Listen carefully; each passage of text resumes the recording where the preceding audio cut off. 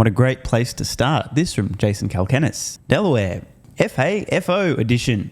If anyone's wondering, F around, find out.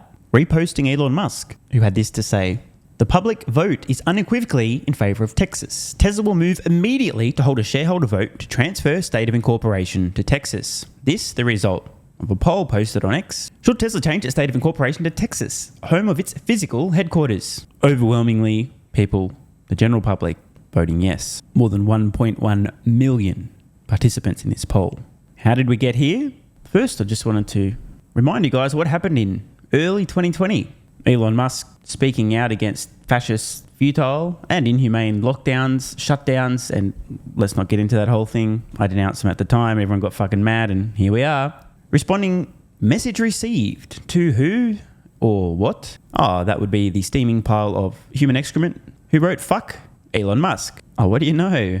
Union leader, former state assemblywoman. That's right, she was a state assemblywoman at the time of this post. What an absolute C-bomb. As a result of this California-based asshat publicly posting this, tweeting this at the time to Elon Musk. Musk says message received, next minute. Tesla moves headquarters to Texas, next minute. Austin Gigafactory, next minute. Many tens and tens and tens of billions of dollars of investment in Texas, and of course, many tens of thousands, and ultimately it will eventually be hundreds of thousands of jobs created in Texas because this wench took it upon herself to attack Elon Musk. Well, guess what? Round two. This time, an extremely corrupt activist judge working as an appendage of the Biden administration, whose top priority at this point in time is Elon bad. Guess what? This is going to be a big deal. And it is all going down right now. Musk posts this: change your state of incorporation out of Delaware before they lock the doors. They are currently blocking John Maloney from changing incorporation from Delaware to Nevada. Don't worry, I'm about to explain for those of you who are a little lost. One last post here from Jason Kalkenis. My firm invests in 100 plus new tech startups a year, and like everyone, we standardized on Delaware C Corps because our lawyers told us it was the most just and trustworthy jurisdiction. Not anymore. Given the corruption, by the way, this is amazing to see Jason himself calling out corruption. Given the corruption in Delaware, we will be changing this immediately. This, of course, all the result of the extremely corrupt activist judge and her outrageous decision to fuck Elon and fuck Tesla shareholders over his 2018 compensation package. Believe me, folks, the story is just getting started. The fallout from this is going to be colossal. Heads will roll. I'm just flagging that now. As non-earnings news, let's talk Tesla real quick. With the Elon's pay package getting shot down, shares, I don't know how to interpret this for Tesla. The shares are down a little bit. I'm not really sure if it's connected, but obviously it's a pretty interesting story, and there's a pretty negative analyst tone out afterwards. So take it step by step. Yeah, it's pretty tough to tell if this is from the Delaware judge ruling that Tesla's pay package, Elon's pay package, I should say, for $56 billion should be voided, especially with everything that's been going on with Tesla lately. They said in their opinion, the judge wrote the Tesla board of directors failed, that the compensation plan was fair. The pay package, which was granted back in 2018, was the largest compensation plan in public corporate history. According to the judge, they awarded some 300 million options that could be vested on hitting certain performance milestones. The judge said that Musk had extensive ties with the person tasked with negotiating on Tesla's behalf, and the package's working group included people that were beholden to Musk. The judge also called the package contingent on Tesla hitting several milestones historically unprecedented. The ruling means that the company can draft a new compensation package now. They can also appeal the ruling in the Supreme Court of Delaware and eventually the Supreme Court. As for Elon Musk, he tweeted, never incorporate your company in the state of Delaware. Also talked about incorporating in Texas. And this is coming at the same time that he's talked about wanting more voting control, angling for about 25% of voting control over Tesla, currently only having about 13%. So could have some pressure here from that. Outside of that, we know Tesla, their earnings back on the 24th, there were some numbers there that were really disappointing for investors. Okay. Yeah. Second time Delaware has delivered a defeat to Mr. Musk. So, by the way, literally the same judge actually forced him to go through with the Twitter purchase after Musk discovered that Twitter had, in essence, been making fraudulent statements quarter after quarter after quarter regarding the number of genuine users versus bots on the website. I'm now going to take some time and paint a picture just to discuss and describe and possibly hint at the I'm just going to be honest, brazen corruption and political agenda of this extremely corrupt appendage of the Biden administration in judges' clothing. Bear with me, folks. This gets super disturbing, and it's just so brazen. It's incredible. This week's Delaware ruling on Tesla has massive implications that people are still trying to make sense of. Of course, it's a legal matter, but looking at the judge's opinion from a comms angle, as in communications angle, might help us understand the decision in a new way. Analysing how a writer, be it a CEO or judge, chooses to communicate gives us clues about their perspective, sometimes even more than the content itself. At 200 pages, the opinion is too long to pass in detail here, but the judge uses notable language in several sections worth focusing on. Check this out, ready? The immediate thing that stands out is the very first sentence. Quote, was the richest person in the world overpaid? Now, one, at the time, the dude was not even close to the world's richest person. And two, what the fuck does this have to do with anything? Oh, wait, I know what it has to do with. Ready? Elon bad. Billionaires bad. Tax the rich. Biggest billionaire, Elon. Elon bad and biggest billionaire. Oh, baby. We got him now. It's unusual in a corporate dispute to see such prominent use of clickbaity style framing. Introducing Musk in the context of his richness instead of his relevant corporate roles, which only happens later, suggests a focus on his personal wealth that's expected from commentators, but more interesting in an explanation of legal reasoning. 2. The judge's language casts herself as the protagonist. Now, look, it's definitely entirely possible, in fact, I'm certain that this judge is a raging narcissist. And I don't say that as an insult, I just am being descriptive. It's quite clear. She sees herself as Captain Save-A-Ho, Captain Save the United States, Captain, oh, look, big bad billionaire Elon, let's fuck this guy, it's my job, I'm the hero here. Check this out. Chancellor sorry, I hope I pronounced that right. Whatever. The judge writes that her decision, quote, dares to go boldly where no man has gone before.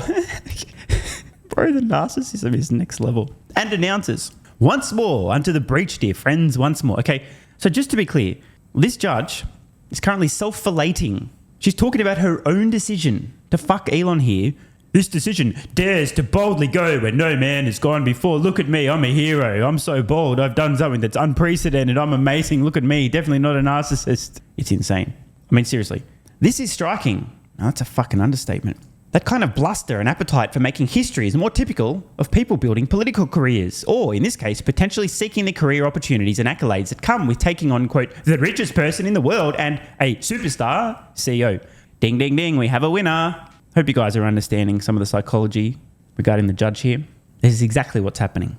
3, there's a bias against founders. The judge makes a point of noting that Musk was not, quote, at the helm of Tesla at its inception, which doesn't prove antipathy for Musk, even though it's a frequent talking point among people who dislike him.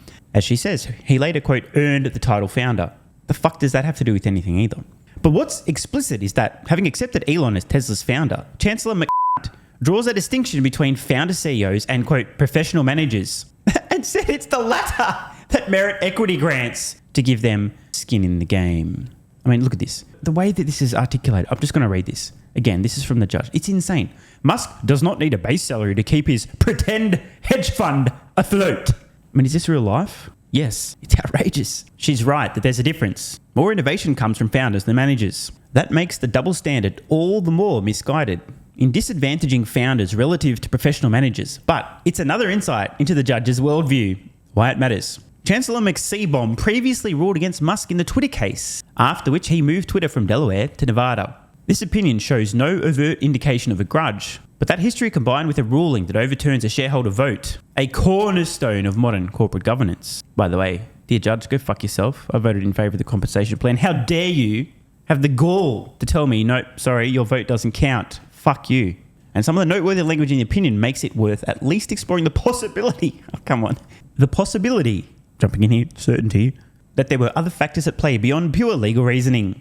These are a few quick thoughts, but the full opinion is worth a close read. Yeah, we know. Extremely corrupt, embarrassing, it's brazen.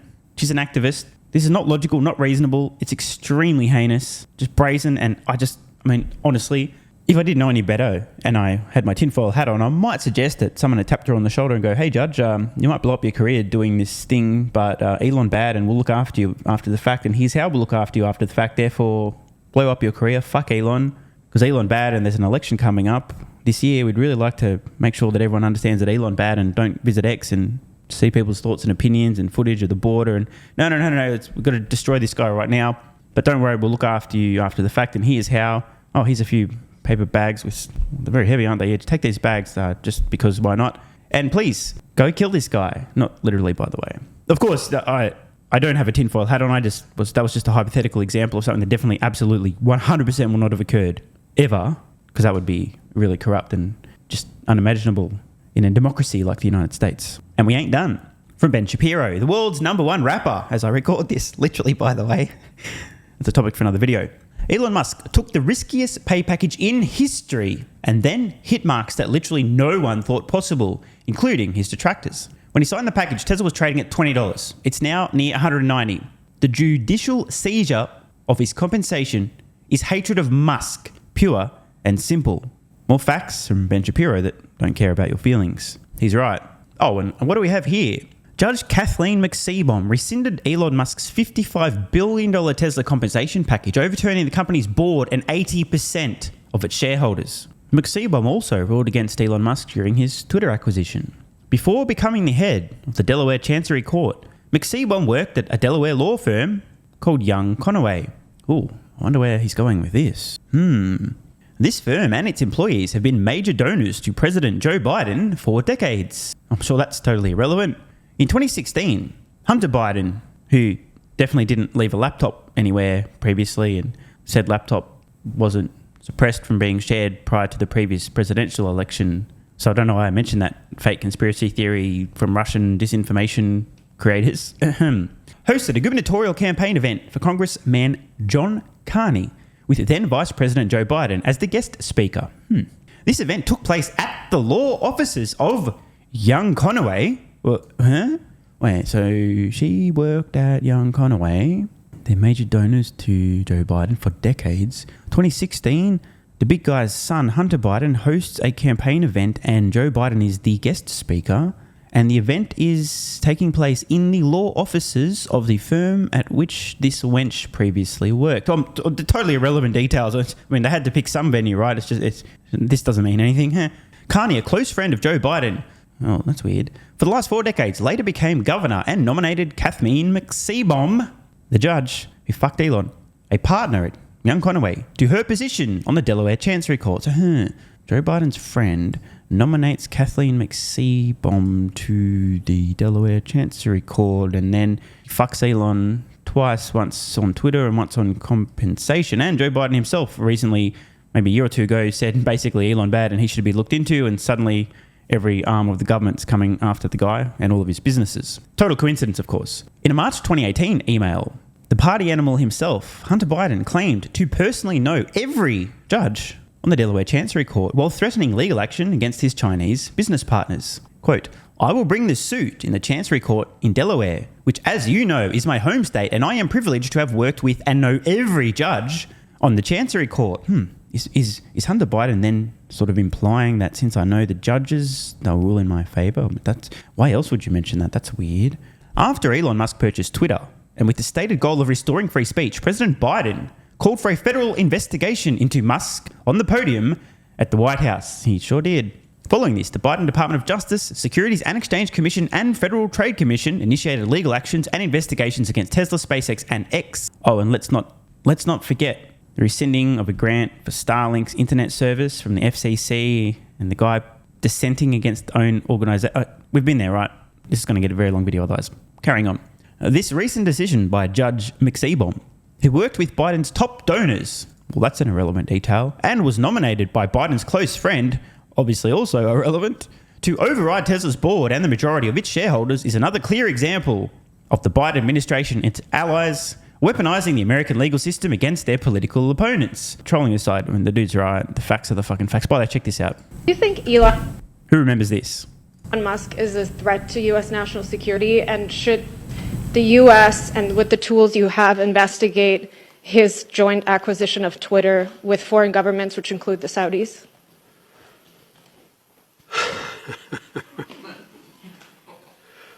I think that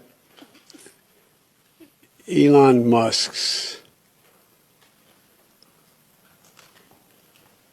cooperation and/or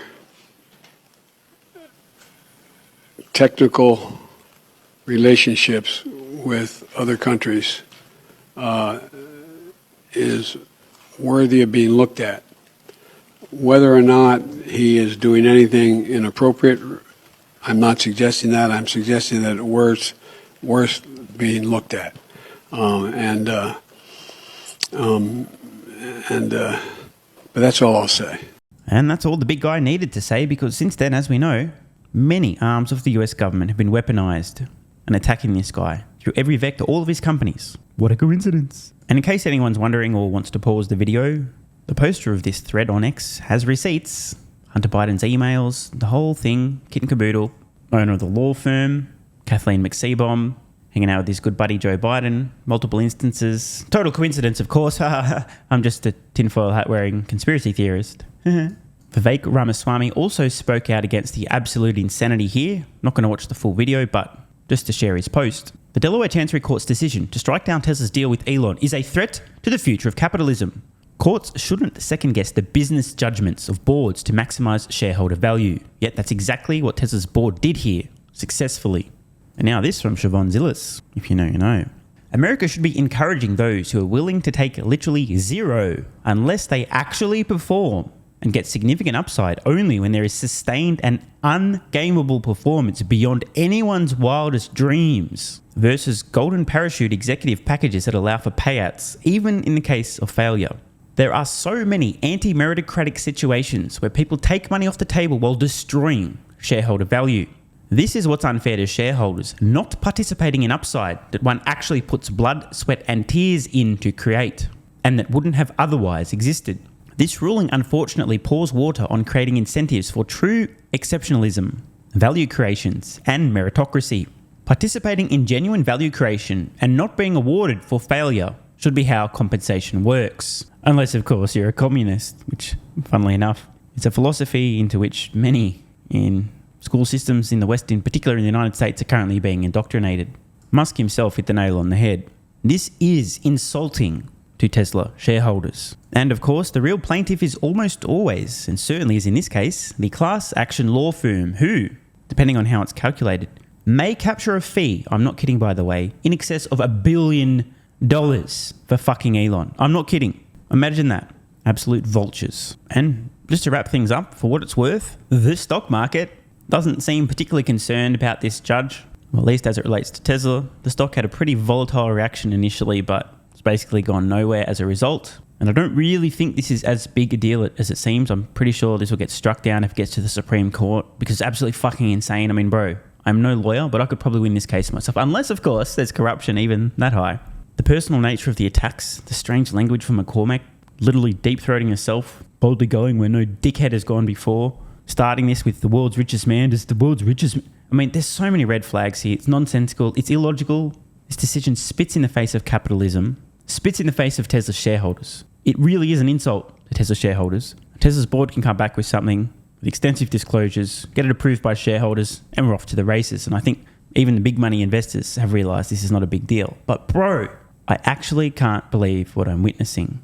The level of corruption and how brazen. Oh, and remember, I keep saying, I'm going to say it again, the attacks on Elon Musk are going to continue to ramp up as we near the 2024 US presidential election. Don't say I didn't warn you. Want more content? Early access? Bunch of perks? Click the links in the pinned comment. AG1 has given me a massive, meaningful boost in energy, allowing me to do a lot more every day, including using my brain more and using my body more. I highly recommend you guys and girls check it out. It's an excellent way to fill in nutritional gaps. It's got 75 high-quality vitamins, minerals, and whole food source nutrients, plus prebiotics and probiotics and digestive enzymes and adaptogens to help you deal with stress. Plus, if you click the link in the pinned comment or head to drinkag1.com/SMR, you can get yourself a 1-year free supply of vitamin D3 and K2. But don't take my word for it. Here's what some of you guys and girls have to say. AG1 has changed my life. I was, as you described, treating myself like a circus, ate like trash, rarely exercised, used alcohol as a stress crutch, cannabis also. AG1 is what gave me the kick in the ass, got me back to the gym, motivated me to do more for myself, family, my business, etc. Keep doing what you do. Now, I know there's some skeptics, the same kind of people who think Elon Musk is a fraud, reading this going, what do you thought? There's no way that's possible, bro. It must be a placebo effect. Believe it or not, this is a recurring theme. If you give your body everything it needs to feel and perform its best, including having a lot more energy, you'll need ways to use that energy. For me personally, that includes more exercise, moving my body more social activity, and more cognitively demanding tasks, including producing a fuck ton of exclusive content over on Twitter and on Patreon, plus my daily YouTube uploads. The proof's in the pudding. On to another testimonial from a viewer of this channel. SMR, you asked me to provide feedback on AG1. Here it is. It has helped with mental acuity, stamina, and intestinal waste management. Can't read between the lines. It certainly helps with regularity and digestion. That's what the digestive enzymes are for. It has also dramatically reduced my cravings for sugar. You guys need to stop eating sugar. It's fucking poison. I'm 50, 5'9", and overweight, aka a fat motherfucker. I think that's a technical term for overweight, isn't it? Is it fat motherfucker or obese? I can't remember. I average 100 hours a week in the West Texas oil fields as a safety supervisor. Jesus Christ, dude. No wonder you're struggling to keep your weight under control. 100 hours a week. Brutal. It has helped me lose weight. It is not an appetite suppressant. It can help fat people suppress cravings, and motivation to be healthier is critical for changing your diet. Love you, brother. Again, this is a great point. It's something people really don't seem to grasp. If you have more energy, everything becomes easier. It's like turning on easy mode for life. A few years ago, before I was taking AG1, my health was trash. I was struggling to get through the day, had afternoon fatigue. The last thing I wanted to do was either use my brain or move my body. Didn't have the energy. Now, my biggest struggle every day is figuring out ways to use that energy. I'm exercising way more, doing a lot more with my friends and family, and of course, my work output has increased substantially. And you can fact check me. Check out the average length of my videos I was posting to YouTube 3 years ago. Need I say more? And one final testimonial. Love this one. Okay, here's the deal for me with this AG1 shit. I'm 41 years old and not the type to eat, drink, smoke, or sleep healthy, so I was skeptical. That being said, here's what I experienced. Day 1, meh. Day 2, afternoon fatigue was about 45 minutes late. Day 3, 0 afternoon fatigue. Day 4, 0 afternoon fatigue plus extra energy. Day 5, again, 0 afternoon fatigue plus energy, wondering, what the fuck, really? See, this is the thing, right? The results for many people are just almost too good to be true. This is the same experience I had. My afternoon fatigue just vanished out of nowhere. I'm like, wait, what the fuck? Why am I not tired in the afternoons anymore? Surely, it's not that AG1, is it? Turns out it was. Day 6 and 7, same thing. Day 8, same thing. Plus, I had the want to get things done around the house that I normally would slack off and not get done. Again, the point, extra energy, you'll need to use it, you'll find ways to use it. Day 9, 10, and 11, and today is day 12.